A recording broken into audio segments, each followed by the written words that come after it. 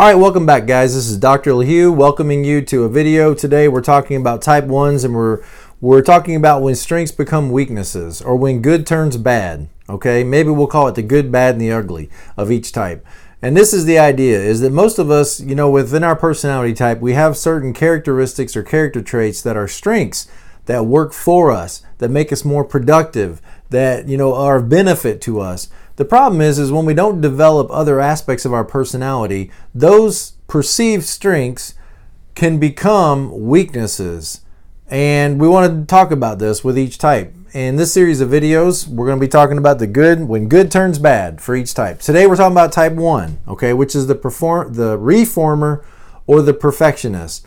And so the first one on this list is doing the right thing. So you guys that are type 1s and live with type 1s or work with type 1s, you know what I'm talking about. There is within the type 1 the desire to be a good person, to go to bed at night saying I did a good job, I gave my best, I worked hard, I put work before play, and I did what I was expected to do. I did the right thing. So almost all ones focus on doing what is correct, or on, you might say, taking the high road in all situations. Because you can take the high road and you can do quality work and you can give your best, or you can take the low road and cut corners and just try to win at any cost. Well, ones are going to work to be responsible, reliable, trustworthy, and dependable. And that's the good. That's the good side of doing the right thing. You might say, well, what's the bad side of that? What's the dark side of that? Well, the dark side is ones can end up becoming very rigid and unyielding about their right way of doing things. They can have very little tolerance for other ways to do things, thinking that they're right and anybody that disagrees with them is wrong. And their way of doing things is the best way. And not being willing to listen to other people's plans or other people's way of getting the job done. They tend to think that my way is the best way. It's the tried and true way. It's the respectable way. And anybody who doesn't think like this is just foolish and, or corrupt. All right, number 2, being ethical and responsible. So type 1s believe that everybody should act according to the agreed upon rules. Everybody ought to follow the law. If everybody just did what was expected of them, then the world could be a better, more fair place if everybody would follow those agreed upon standards. The dark side of this is that ones can stress themselves out. Stress themselves out by working so hard that they can sometimes become resentful of everybody else. And in their frustration that people aren't necessarily following the rules and people aren't necessarily giving their best and 100%, they can become resentful of people that they perceive are not doing their share, aren't carrying their load, aren't taking the high road. And so something very good can make you end up being in conflict with a lot of people that you interact with, because look at those fools over there just standing around, clowning around while we got to carry the load, while we got to do the work. And so it can end up overstressing yourself to make sure you live up to these high standards, and then being frustrated with anybody who doesn't live up and meet those standards that you think, are prescribed.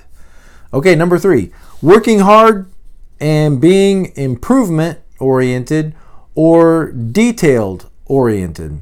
Type 1s are motivated by a deep desire to achieve the ideal, perfect standard in themselves and in everything they do. They want to live up to the best, to be the best. They set the bar high, and they really want to live up to that standard and want to, live up to that ideal standard.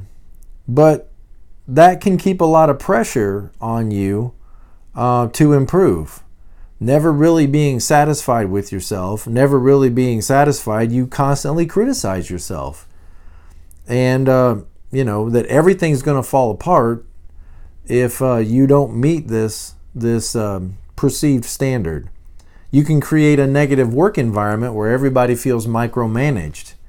Nobody wants to feel like the boss is always watching them. There's not a lot of opportunity for big ideas and and people to be themselves and to relax around one another if somebody's got them under their thumb all the time. Well, the one lives, sort of under their own thumb, under that thumb, that scrutiny, that hypercriticism.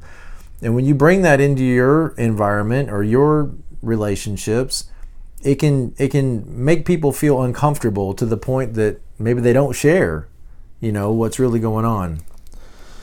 But that improvement oriented, is what's going to help you fix, some of these things in your own life. That orientation toward improvement. Okay.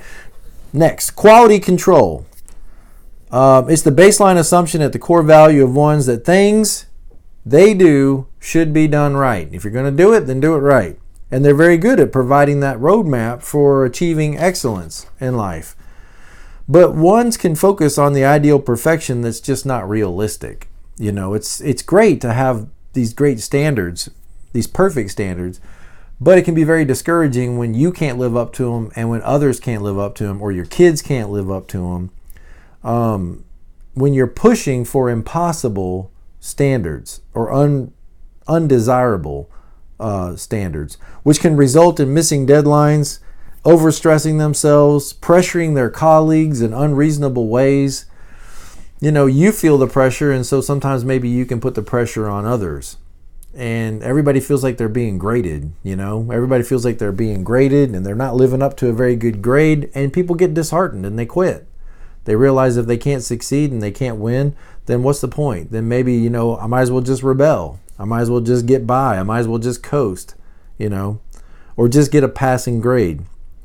All right, next, creating processes and structures that support productivity. Ones are really good about that, creating a network or a structure at work so that things can be more productive. They immediately see that, hey, this could be improved, this could be changed. We make a few modifications, we could be more productive, more useful, and get more benefit. We provide some clarity. Ones are clear thinkers that need structure and engage in providing that structure to others so that things will be done in a right way, and there's clear expectations and clear plans for success for the future.